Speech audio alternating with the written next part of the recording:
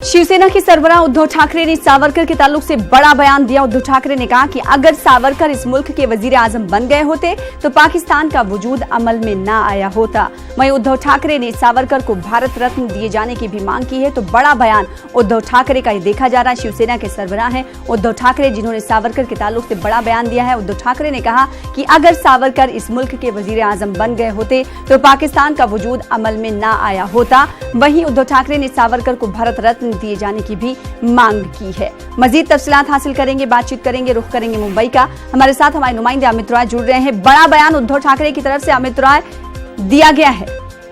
लेकिन निश्चित तौर पर उद्धव ने साफ तौर पे कहा कि यदि हिंदुत्व विचारक वीर सावरकर उस समय देश के प्रधानमंत्री होते तो पाकिस्तान अस्तित्व में ही नहीं आता।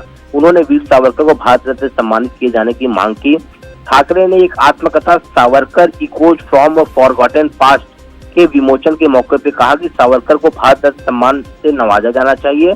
हम महात्मा गांधी और नेहरू द्वारा किए गए काम से इनकार नहीं करते, लेकिन देश ने 2 से अधिक परिवारों को राजनीतिक परिदृश्य पर अवतरित होते हुए देखा।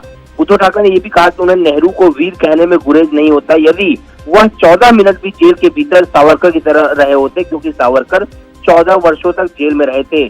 और साथ ही साथ उद्धव ने राहुल गांधी पर कटाक्ष करते हुए कहा कि कांग्रेस के पूर्व अध्यक्ष गांधी को इस किताब की एक प्रति भी दी जानी चाहिए। साफ तौर पर उद्धव ने और भी कुछ बातें कही। उन्होंने ये कहा कि कांग्रेस वाले कितना भी वीर सावरकर का विरोध करेंगे, लेकिन वह एक महापुरुष थे और हमेशा रहेंगे। वो कितना विरोध करे कोई फर्क नहीं पड़ता है, क्योंकि वीर सावरकर क्रांतिकारी थे, आतंकवादी नहीं थे। मणिशंकर अय्यर पर भी उद्धव ने कहा कि अगर वो सामने दिखे तो हम उन्हें जूते से मारेंगे। गौरतलब है कि मणिशंकर अय्यर ने सावरकर का विरोध किया था, जिसको लेकर शिवसेना बहुत आक्रामक हुई थी। साथ ही राहुल गांधी पर भी जमकर निशाना साधा। राहुल गांधी ने भी वीर सावरकर का विरोध किया था, कई बार उन्हें देशद्रोही और भगोड़ा कहा था। तो अमित रॉय, इस बयान के बाद, उद्धव ठाकरे के इस बयान के बाद अगर दीगर पार्टियों की बात कर लें, कांग्रेस की बात कर लें और साथ ही साथ दीगर पार्टियों की बात कर लें, तो उनकी तरफ से कोई रिएक्शन दिया गया है?